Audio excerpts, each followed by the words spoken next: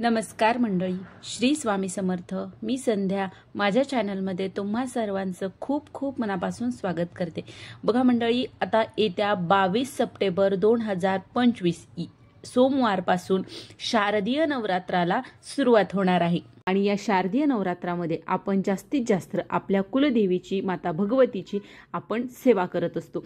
पण या सेवेमध्ये आपल्याला कुठली सेवा करायची आहे की जी माता भगवतीला खूप आवडेल अशी सेवा, ती आहे दुर्गा सप्तशतीचा पाठ. अतिशय प्रभावी अशी सेवा आहे ही. आणि आईला म्हणजे माता आई भगवतीला सर्वात आवडती तिची कुठली सेवा असेल तर ती आहे दुर्गा सप्तशतीचा पाठ. आणि या नवरात्रामध्ये आपल्याला जास्तीत जास्त आपल्याला दुर्गा सप्तशतीचे पाठ करायचे आहेत.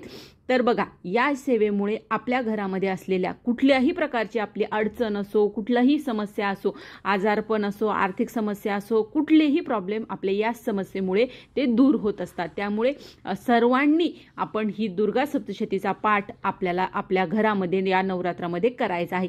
पण तो पाठ कसा करायचा हे आपण आज या व्हिडिओमध्ये पाहू. त्याचबरोबर एका दिवसामध्ये आपल्याला 2 पाठ कसे करायचे हे देखील पाहू. त्याचबरोबर आपल्याला 7, 14, 28, 108 जर आपल्याला पाठ करायचे असतील तर ते कसे करायचे आणि ते करण्यासाठी आपल्याला काय त्या पुस्तकामधलं, त्या ग्रंथामधलं आपल्याला काय काय वाचायचं आहे हे देखील आज आपण या व्हिडिओमध्ये पाहणार आहोत.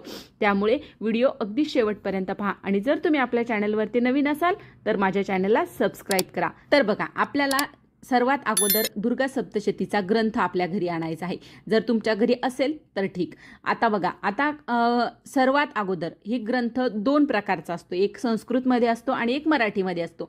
जो तुमच्याकडे जो तुम्हाला भेटेल तो असू द्या. बघा, तर आपल्याला सर्वात अगोदर ग्रंथ आपल्याला जेव्हा पाठ करायचा आहे तर पाठ करायच्या अगोदर आपल्याला आपल्या अंगावर, आपल्या शरीरावर गोमूत्र टाकून घ्यायचं आहे. त्याच्यानंतरच आपल्याला पाठाला सुरुवात करायची आहे. आणि बघा, सर्वात अगोदर आपल्याला स्वामी स्तवन म्हणायचं आहे 1 वेळेस. त्याच्यानंतर 1 माळ श्री स्वामी समर्थ, 1 माळ आपल्याला 99 मंत्र घ्यायचा आहे. आणि जर बघा, जर तुम्ही दुर्गा सप्तशतीचा पाठ एखाद्या समस्येसाठी जर तुम्ही करत असाल तर तुम्ही 1 माळ गायत्री मंत्राची सुद्धा घ्यायची आहे. बघा, गायत्री मंत्राने कुठल्याही सेवेमध्ये जास्त पावर येते असं म्हटलं जातं, म्हणून तुम्ही गायत्री मंत्राची 1 माळ घ्यायची आहे. ते झाल्याच्या नंतर बघा, आपल्याला सर्वात अगोदर आता आपल्याला देवी कवच वाचायचं आहे. त्याच्यानंतर अर्गला स्तोत्र, त्याच्यानंतर किलक स्तोत्र, त्याच्यानंतर रात्री सूक्त आपल्याला पाठ हे आपल्याला पठन करायचं आहे. त्याच्यानंतर आपल्याला 1 ते 13 अध्याय आपल्याला पूर्ण वाचून घ्यायचे आहेत. 1 ते 13 अध्याय पठन झाले त्याच्यानंतर आपल्याला तंत्रोक्त देवी सूक्त, प्राधानिक रहस्य, वैकृतिक रहस्य, मूर्ती रहस्य आणि हे आपल्याला पठन करायचं आहे. आणि त्याच्यानंतर आपल्याला सिद्धकुंजिका स्तोत्र पठन करायचं आहे. आणि त्याच्यानंतर श्रीसूक्त, आपल्याला श्रीसूक्त जे आपल्या नित्यसेवेमध्ये आहे आणि सिद्धकुंजिका स्तोत्र सुद्धा आपल्या नित्यसेवेमध्ये आहे. तर हे आपल्याला पठन करायचं आहे. आणि हे पठन केल्याच्या नंतर आपल्याला शेवटच्या पानावर जे क्षमा प्रार्थना स्तोत्र आहे ते पठन करायचं आहे. बघा, जेव्हा आपण हे सर्व पठन करतो, पूर्ण हा ग्रंथ जेव्हा आपण पठन करतो तेव्हा आपला एक पाठ होत असतो. अशा प्रकारे आपल्याला जर आपण पाठ केला तरच आपली सेवा देवी आईपर्यंत पोहोचत असते, तेव्हा आपला पूर्ण पाठ होत असतो. आता बघा, या नवरात्रामध्ये आपल्याला हे शारदीय नवरात्र सुरू आहे तर या नवरात्रामध्ये आपल्याला जास्तीत जास्त पाठ करायचे असतात. मग आपल्याला एका दिवसामध्ये जर बघा, आता आपल्याला या नवरात्रामध्ये आपण एका दिवसात 1 जर पाठ करणार असाल तर या प्रकारे तुम्हाला पाठ करायचा आहे. आणि जर तुम्ही 7 करणार असाल, 9 करणार असाल तर एका दिवसात 1 पाठ होऊन जातो.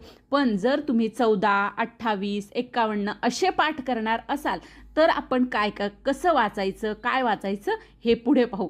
पण त्या अगोदर बघा, जर तुम्ही 108 पाठ करणार असाल तर तुम्हाला कसं हे पारायण करायचं, कसं पाठ करायचे हे आपण पाहू. बघा, आता 108 दिवस आपल्याला 108 आपल्याला पारायण करायचे आहे. तर 108 दिवस आपल्याला ही सेवा करायची आहे. पण ही सेवा जर तुम्हाला लवकर करायची आहे, आता 108 तुम्हाला पाठ जर लवकरात लवकर करायचे आहेत तर तुम्ही काय करायचं आहे. बघा, 108 दिवस जरी तुम्हाला करायचे असले तरी तुम्ही कुठले कसं वाचू शकता हे पाहू. बघा, तुम्हाला जेव्हा 108 पाठ करायचे असतात तर त्यामध्ये तुम्हाला थोडीशी सवलत दिलेली आहे. तर आपल्याला कसं वाचायचं, पहिल्या दिवशी आपल्याला संकल्प करायचा आहे, जो की आपण कुठलंही पारायण करत असताना आपण संकल्प करतो. तर आपण श्री स्वामी समर्थ केंद्रामध्ये नारळ आणि खडीसाखर घेऊन जायची आहे. तिथे आपल्याला स्वामी महाराजांना सांगायचं आहे. त्याच्यानंतर आपल्याला तुमची जी कुलदेवीचं मंदिर जर जवळ असेल, एखाद्या देवीचं मंदिर जर जवळ असेल तिथे, किंवा जर नसेलच मंदिर तर केंद्रामध्ये जरी तुम्ही देवीच्या समोर नारळ आणि ओटीचं साहित्य ठेवलं तरी चालतं. आणि मंदिरामध्ये जाऊन आपल्याला देवीला यथाशक्ती आपल्याला नारळ फोडा, किंवा जर शक्य झाल्यास ओटीसुद्धा तुम्ही भरू शकता. पण नुसतं नारळ जरी फोडलं तरीही चालेल. आणि देवीला प्रार्थना करायची आहे की हे जी मी सेवा करत आहे, दुर्गा सप्तशतीचे 108 पारायण मला करायची आहे, ती माझ्याकडून निर्विघ्नपणे करून घ्या. आणि माझी जी काही समस्या आहे ती तुमची समस्या देवीला बोलून दाखवायची आहे. आणि बघा, आता हे झाल्याच्या नंतर आपल्याला 1 ते 13 अध्याय पहिल्या दिवशी आपल्याला काय वाचायचं आहे. जेव्हा आपण 108 आपण पारायण करणार आहोत तर आपल्याला पहिल्या दिवशी आपल्याला देवी कवच सुरुवातीला 3 माळी घ्यायच्या, नाहीतर 2 माळी घ्यायच्या. स्वामी समर्थ, श्री स्वामी समर्थ आणि एक नवार्णव मंत्र. आणि जर तुम्हाला घ्यायची असेल तर तुम्ही गायत्री मंत्राची घेऊ शकता, नाहीतर 24 वेळेस म्हटलात तरीही चालेल. त्याच्यानंतर आपल्याला दिव्य अर्गला स्तोत्र वाचायचं आहे. देवी कवच, अर्गला स्तोत्र, किलक स्तोत्र, हे 3 स्तोत्र वाचायचे आणि 13वा अध्यायापर्यंत आपल्याला वाचन करायचं आहे. हे झाल्याच्या नंतर शेवटी डायरेक्ट आपल्याला क्षमा प्रार्थना घ्यायची आहे. आणि दररोज 108 दिवस आपल्याला 1 ते 13 अध्याय, फक्त 1 ते 13 अध्याय आपल्याला दररोज पठण करायचे आहेत. हे सगळं आपल्याला वाचायची गरज नाही. जे आपण सुरुवातीला आणि शेवटी आपण वाचतो हे आपल्याला दररोज वाचायची गरज नाही. जेव्हा आपण 108 दिवस आपल्याला पारायण करायचं आहे. तर 108 पाठ करताना आपल्याला या गोष्टी करायच्या आहेत. आणि शेवटच्या दिवशी तुम्हाला जे शेवटी दिलेलं आहे बघा, रहस्य आहेत, प्राधानिक रहस्य, मूर्ती रहस्य, हे जे आहे हे आपल्याला शेवटच्या दिवशी आपल्याला पाठ करायचे आहेत. म्हणजे तुमच्या लक्षात आलंच असेल, पहिल्या दिवशी आपल्याला हे सुरुवातीचे 3 वाचायचे आणि जेव्हा आपला 108 दिवस पूर्ण होतील तेव्हा आपल्याला शेवटचं वाचायचं आहे. आणि यामध्ये जर तुम्हाला काही मासिक धर्म आला तर तेवढे 4-5 दिवस आपल्याला पठण करायचं नाहीये. याच्या व्यतिरिक्त आपल्याला या सेवेमध्ये खंड पडू द्यायचा नाहीये. फक्त आपण हे मासिक धर्मामधील किंवा आपल्या घरातलं कुणाचं जर सुतक पडलं तर तेवढे दिवस सोडून आपण या व्यतिरिक्त आपल्याला या सेवेमध्ये खंड पडू द्यायचा नाही. असं नाही की आज वाचलं मग उद्या राहू दे, परवा वाचेल, असं करायला जमत नाही. जर तुम्ही असं केलं तर तुम्हाला पूर्ण ग्रंथ वाचावा लागतो, जो की पहिल्यापासून शेवटपर्यंत पूर्ण वाचावं लागतं. पण जर तुम्ही 108 दिवस रेग्युलर करणार असाल तर तुम्ही दररोज फक्त 1 ते 13 अध्याय तुम्ही पठण करू शकता.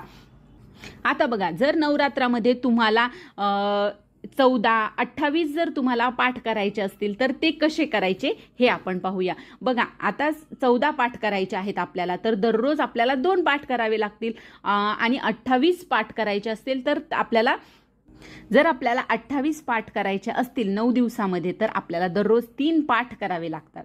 तर आता 3 पाठ करायचे आहेत. समजा आपल्याला 2 पाठ करायचे आहेत. 14 दिवस समजा आपल्याला या नवरात्रामध्ये 14 पाठ करायचे आहेत तर कसे करायचे. बघा, सर्वात अगोदर आपल्याला 3 माळी जप घ्यायचा, देवी कवच वाचायचं. देवी कवच पासून आपल्याला ते 3 कवच वाचून घ्यायचे, रात्री सूक्त वाचायचं. त्याच्यानंतर 1 ते 13 अध्याय आपल्याला पूर्ण वाचायचे आहेत.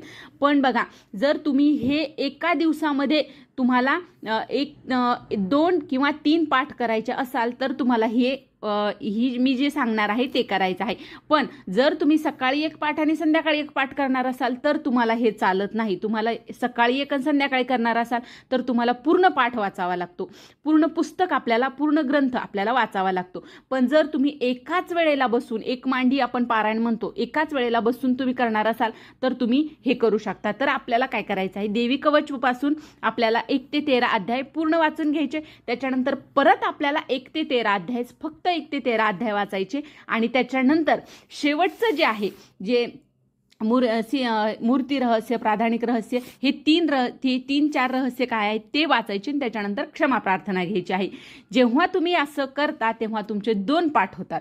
पण हे कधी जेव्हा तुम्ही एकाच वेळेला वाचत असाल तर तुम्हाला हे अशा प्रकारे तुमचे एका दिवसामध्ये 2 पाठ होऊन जातात. तर तुम्हाला 9 दिवसामध्ये तुमचे भरपूर पाठ होऊन जातात आणि भरपूर मोठी सेवा तुमची आई भगवतीच्या चरणी तुमची रुजू होते.